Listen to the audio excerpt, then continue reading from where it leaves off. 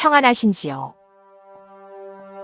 오랜만입니다. 너무 오랜만이어서 제가 활동을 끄는 것이 아닌가 생각하시는 분들도 계실 수 있는데 그렇지 않습니다. 제가 카페와 블로그 활동도 하는데 링크는 더보기란에 링크되어 있습니다.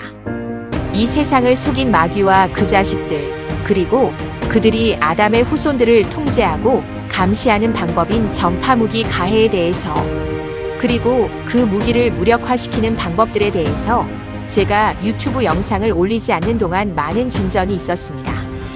관심 있으신 분들은 더보기란 링크를 통해 블로그와 카페에 방문해 주십시오. 먼저 본문을 보시겠습니다.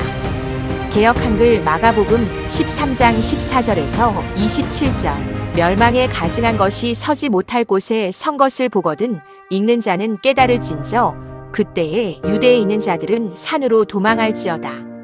지붕 위에 있는 자는 내려가지도 말고 집에 있는 무엇을 가지러 들어가지도 말며 밭에 있는 자는 겉옷을 가지러 뒤로 돌이키지 말지어다.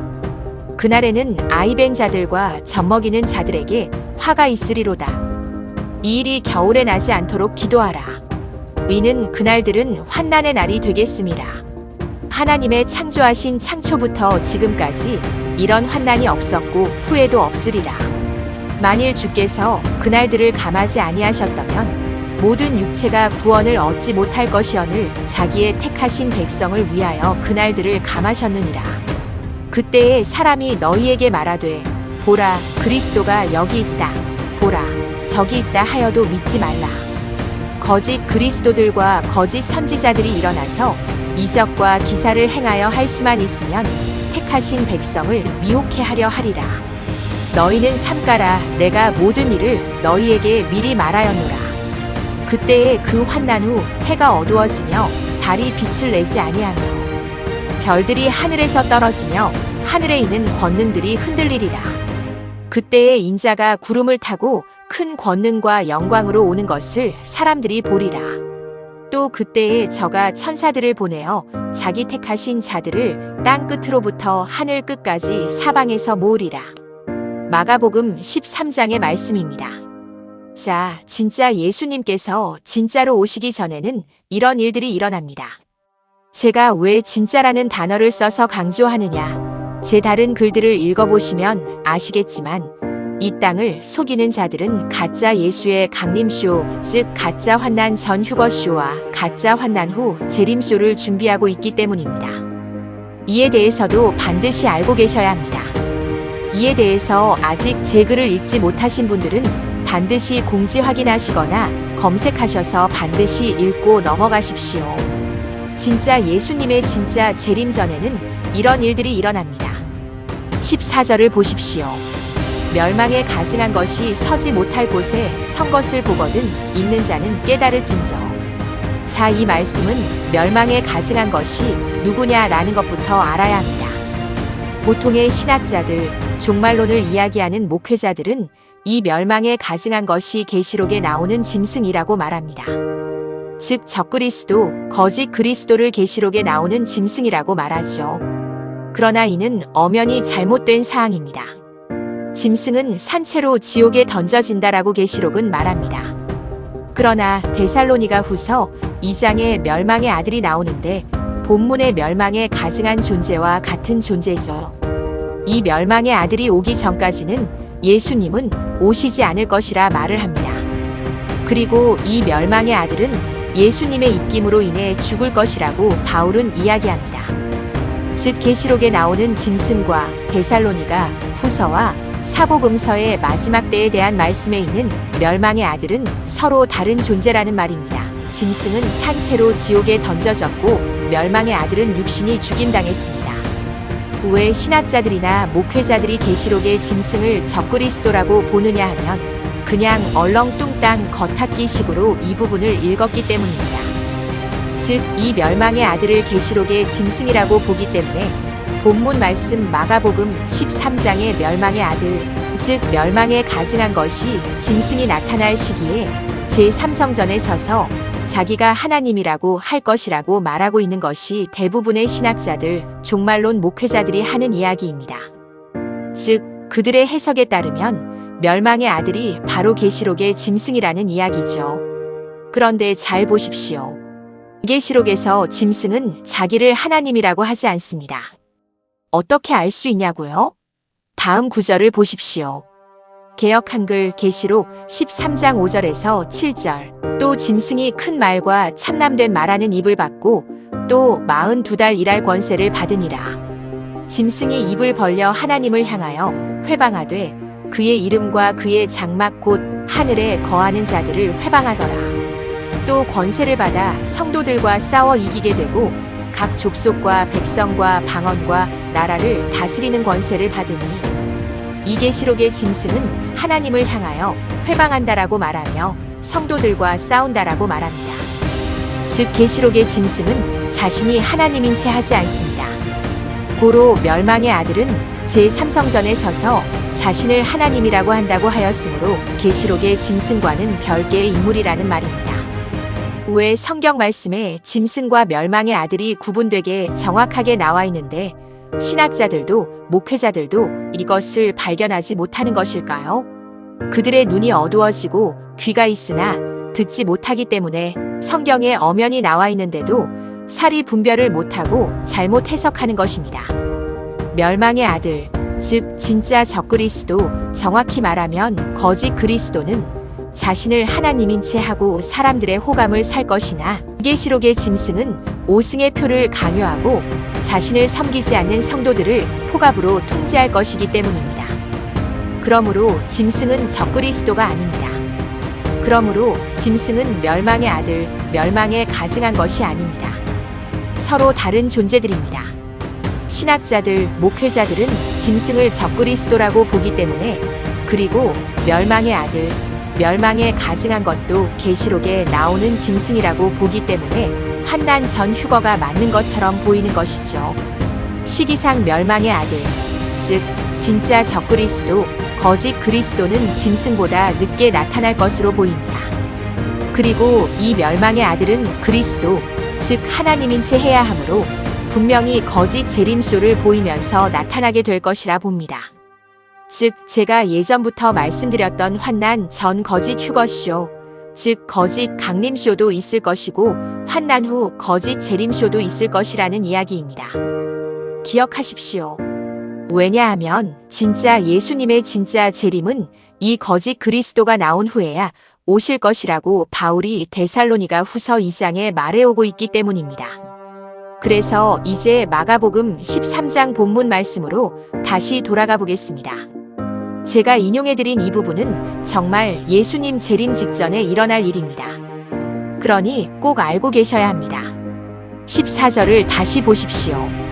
멸망에 가증한 것이 서지 못할 곳에 선 것을 보거든 읽는 자는 깨달을진저 그때에 유대에 있는 자들은 산으로 도망할지어다. 자, 멸망에 가증한 것, 즉 진짜 거짓 그리스도가 제3성전에 서서 자기를 하나님이라고 자기를 섬겨라고 말할 때에 이스라엘에 엄청난 환난이 올 것입니다.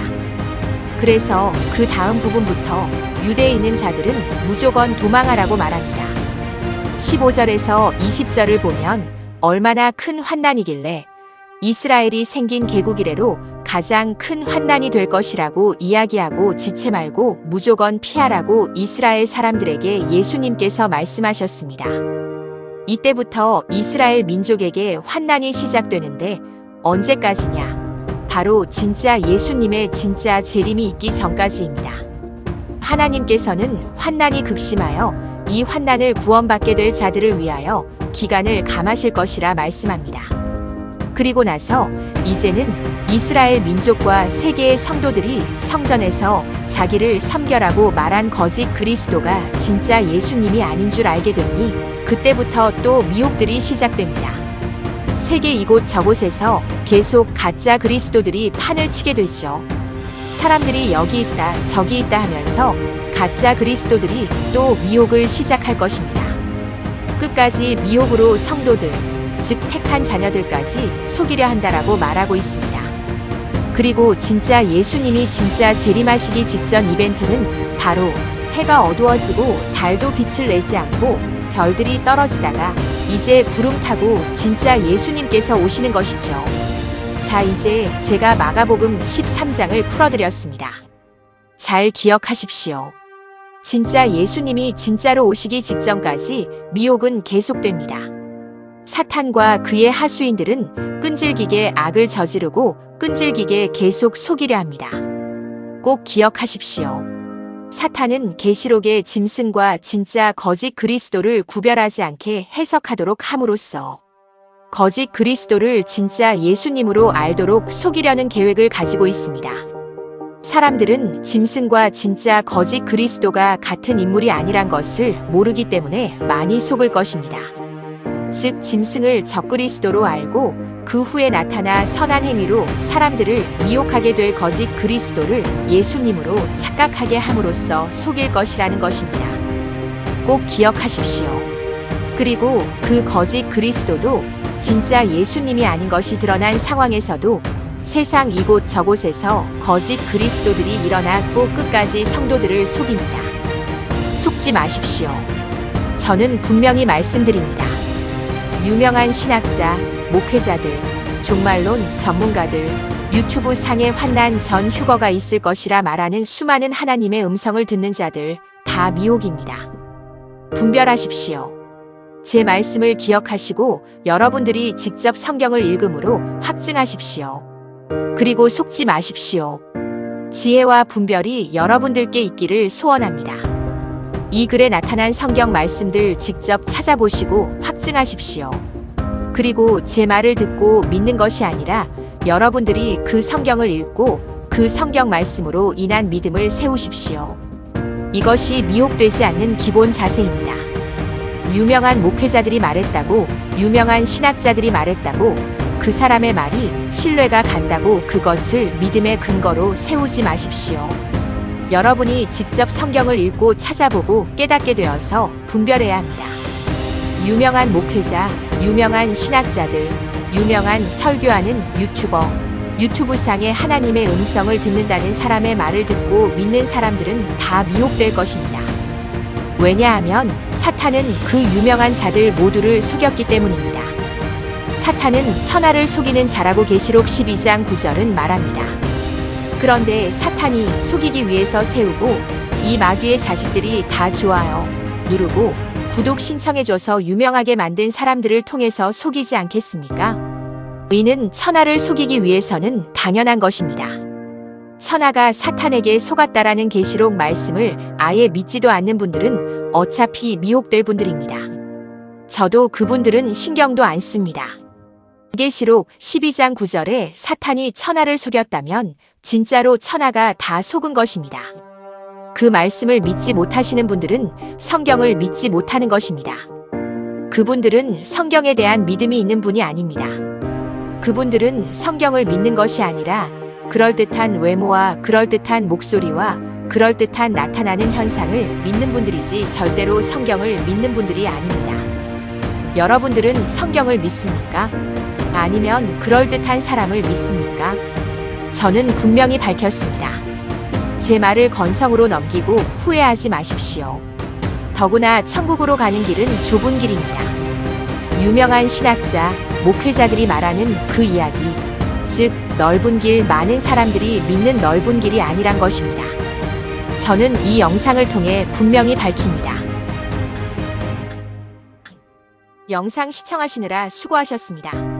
제 채널 영상들을 통해 더 알기 원하시는 분들과 제 채널 영상들을 다른 더 많은 분들도 보고 깨닫게 되기 위해 여러분들께 부탁드릴 것은 구독과 좋아요, 알림 설정을 하는 것입니다. 오늘도 진리 가운데 자유케 되시는 여러분들 되시기 바랍니다.